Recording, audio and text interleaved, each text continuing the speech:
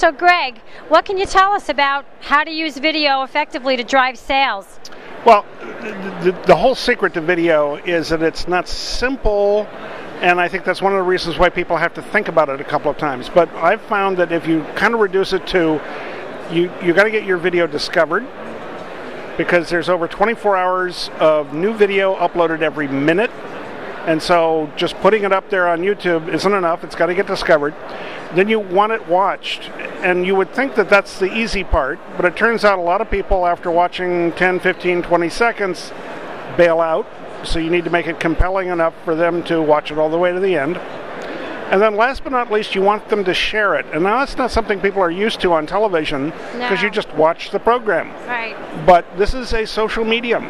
And if your video is truly compelling, if it's engaging, if it has that special moment, people will turn around and share it with their friends, their colleagues, with other people who they think, will enjoy this video too. So the discovery, watching, sharing, those are the 3 steps.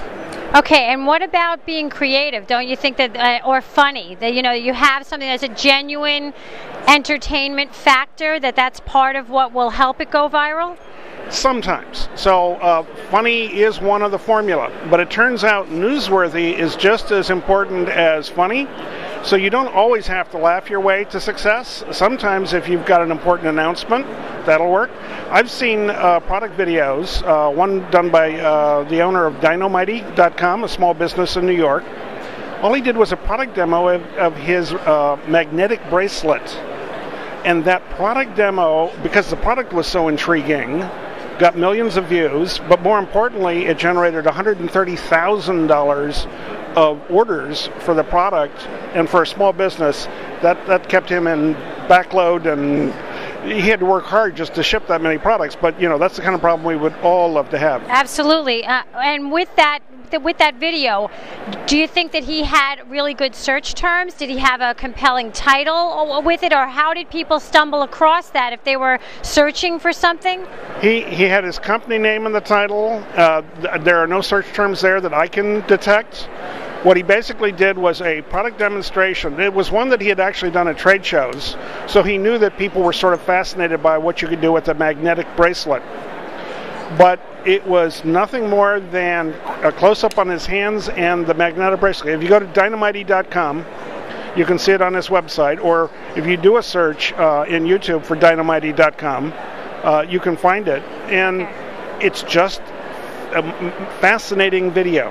All right, well, I'm glad that you brought that up, because a lot of times I have been focusing on the creative elements and also the fun elements, because I've been drawn in by those myself, quite frankly, that if you go to Who You Gonna Call on YouTube, you're going to come across a really well done video that's very creative, based on Ghostbusters. It's fun to watch, and it's of course gone viral because it's fun to watch, and mostly because it takes place extemporaneously. No one in the New York Public Library reading room has any idea of what's going on, so they've captured these people's real-time reactions, and you're sucked in. You got to watch the whole thing.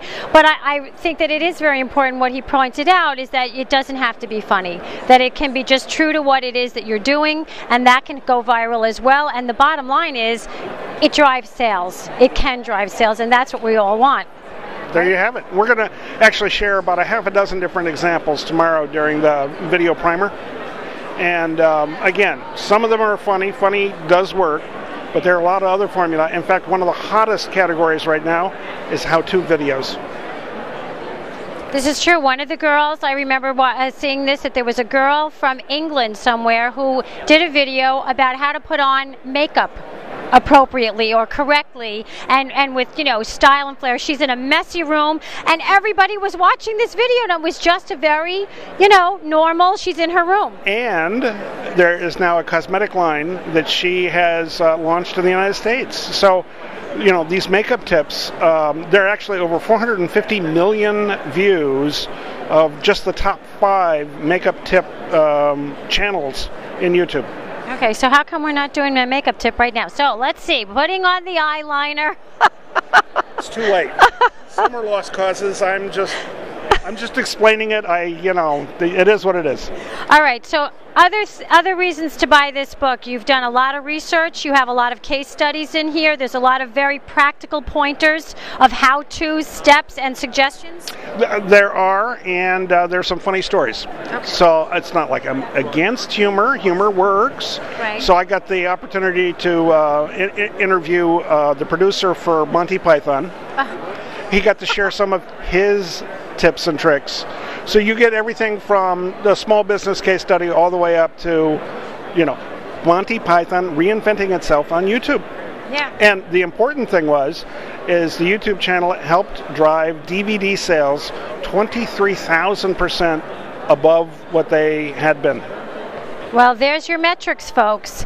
Video works. It sells. And if you don't have any video up, you should be working on that right now. Go and reserve your company name, at the very least, immediately on YouTube, so that you're going to be the voice that's on that name, again, relating to your company, and again, driving inbound traffic to your website and selling. That works for me. Okay, great. Thanks, Greg. Thank you, Patty.